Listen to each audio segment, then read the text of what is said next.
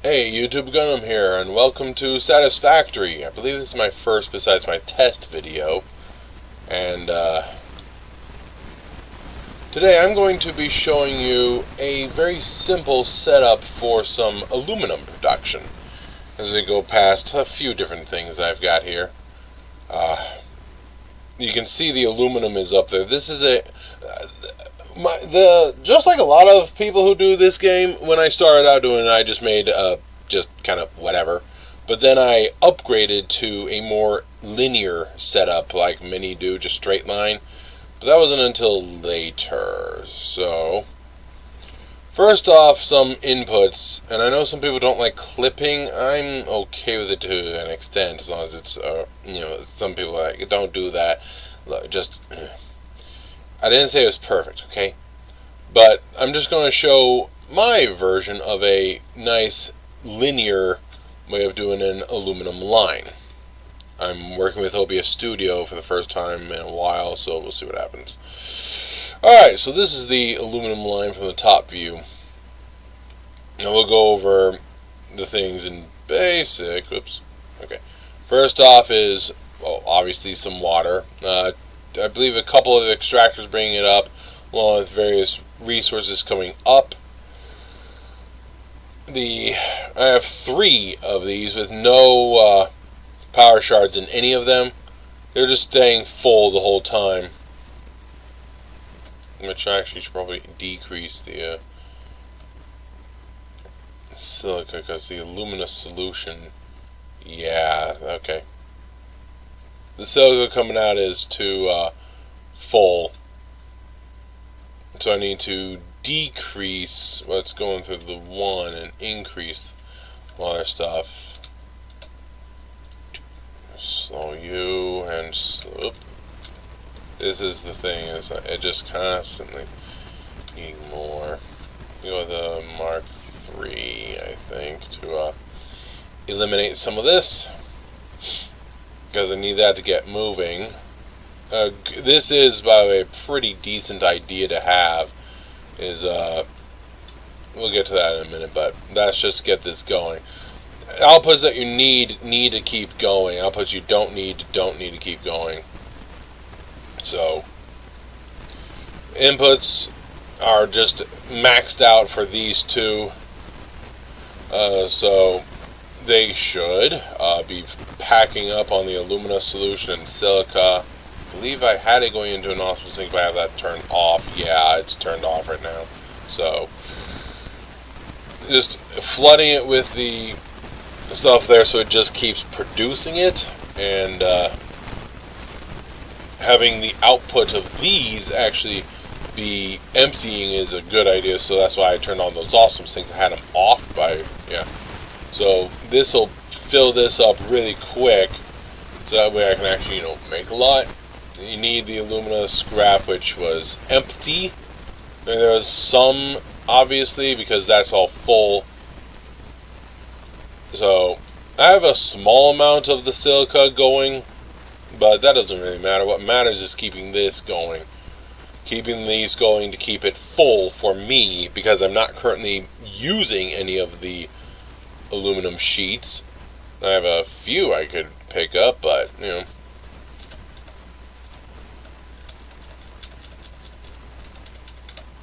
we go, 800. That'll turn on a couple, get a couple things moving, big deal.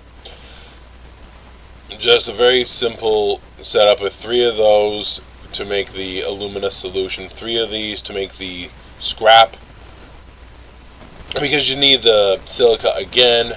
I did this fancy little thing of bringing all of it over to the merger, then bringing it over to this, which the top one is what's coming from those machines. The bottom one is coming from a source of quartz, I believe.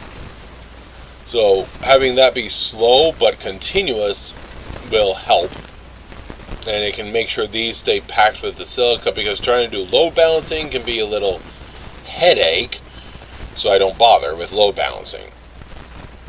Have some of the alumina scrap go into the awesome sink, and silica also go into the awesome sink. This will guarantee that the output of the one refinery stays emptying, and the output of the other refineries stays emptying, so they can keep these as full as possible.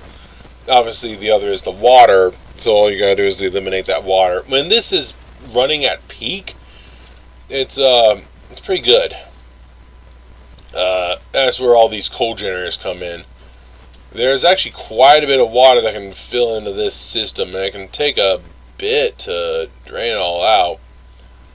So I had actually gotten to the point where the last one was turned on. No power shards, but the last one was turned on. And yes, I do have the system as a dual system that then has a singular set of conveyors, and then splits again.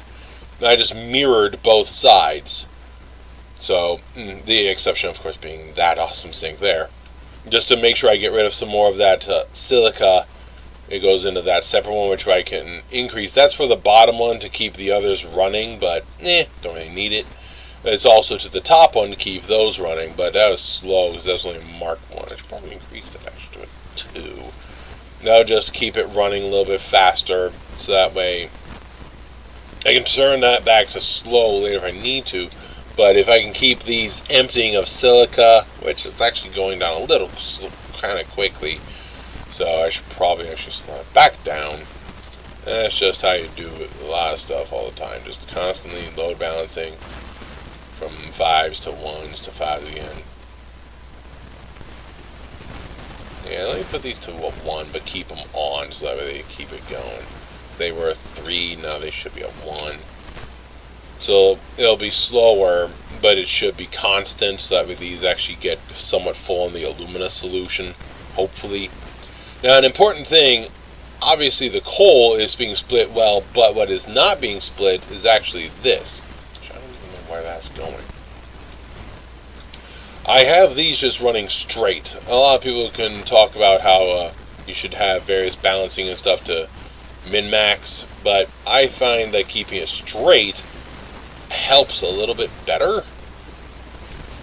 So that way you know if one is or is not doing so good by just watching this.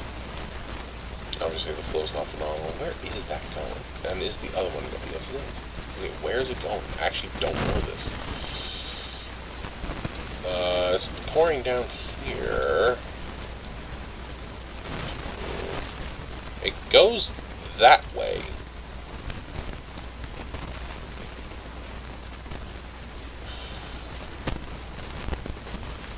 Is that for my nuclear reactor? I don't think so. I'll have to follow that pipe later. I'm using the alumina solution for some reason. Whatever. But yes. The inputs can be min-maxed the way it is, but the outputs I find going slower. Or min-max, just combo. Yes, I just find it easier for me. Technically, everybody can do everything in a different way. So, but no power shards in this entire network here. Just bring up constant water, keep the things running, so that way this can stay full. Eventually, well, I would say that you want this to eventually be maxed out, but I want to make sure to keep dumping it. I would slow stuff down with lower speed conveyors if I'm using massive quantities of the aluminum, but I'm not, so it doesn't really matter. Again, just a mirror of the thing, keeping it all linear like this, which, after all that, all of these come in from the 2, which those are nice and full, so that'll take a long time to empty anyways. I could hook that up to there if I wanted to, but I don't. Access to the underground is useful. And constructing 2 different things. Let's see, which one's doing what? Oh, it's just ones in the end, right. So, just 2 sets of the assemblers and 1 set of the constructors per side wraps everything up. Again, you can see which ones are on and which ones are not at this time. Just a couple because there's barely any running. Eventually that'll just fill up which it will fill up a lot faster if this downgrades to a Mark 1.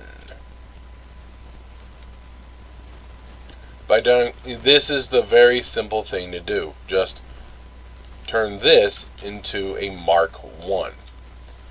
So it'll keep the system running, but it'll slowly chew through all the resources. So that way it'll be a lot faster for you to make sure everything stays nice and full. So that way this can fill up, so these can fill up, while the one bad output of water stays empty because of those. There's a yeah, that's just how I find it's good to do it. Keep the outputs empty, keep the inputs full, you're good to go. And that's starting to go slower, so maybe Mark 2s, actually. Let me try a level 2, there we go. I have 4 different things to adjust, so I'm just doing 2 of them. I'll slightly increase it. Not much, but an increase is an increase. So yeah, the whole just put them all together, then split them off again, so that way it's an equal amount. Yeah, I just do it this way. Eventually, it's going to fill up with the alumina solution and the scrap, as it's barely going out, and that's good. Keeping these full so that way that can keep good and going strong. Having it all stopped because nothing's running, because, I mean, I could just also sing them all. That will chew through a lot. I'm going to have to follow that track somewhere. I need to do a tour, but I wanted to do that because a lot of people are having an issue. Munch. That's going to take a while. So, some copper there. I don't know all that's going for, but yes, I have. Oh, I think a lot of that's actually coming to this. Yeah, a lot of that is coming to this. So, yeah, this is my aluminum setup here. The aluminum setup over yonder is where I first started. And that's not pretty. This linear setup is much better. Much newer. Yes, I do clipping a little bit here and there. I try not to, but I do. Don't think everything through all the way. I'm working on it. I'm getting there, getting better. You can see I've got some stuff over yonder. Eventually, I'll just ride my trains around. Any rate, yes. Water. Keep these full. Try to keep that silica a little empty so the alumina solution keeps going, because that's what matters. The silica is coming from another source over there, I believe. And then keeps this full. If these stay full on the inputs, the outputs can stay maxed out. The outputs stay maxed out. These stay maxed. Those stay maxed. Then this whole system stays nice and full, so that way I don't have to worry about it. There goes a nuclear train. I have one set of nuclear reactors over there. Can you see it? No, you can't. I have one set of nuclear reactors over there and another set of nuclear reactors down there. So, I'm going to go follow that track now, and then I'm going to do a tour of my nuclear plant over there, and then I'm going to do something else. Thanks for watching.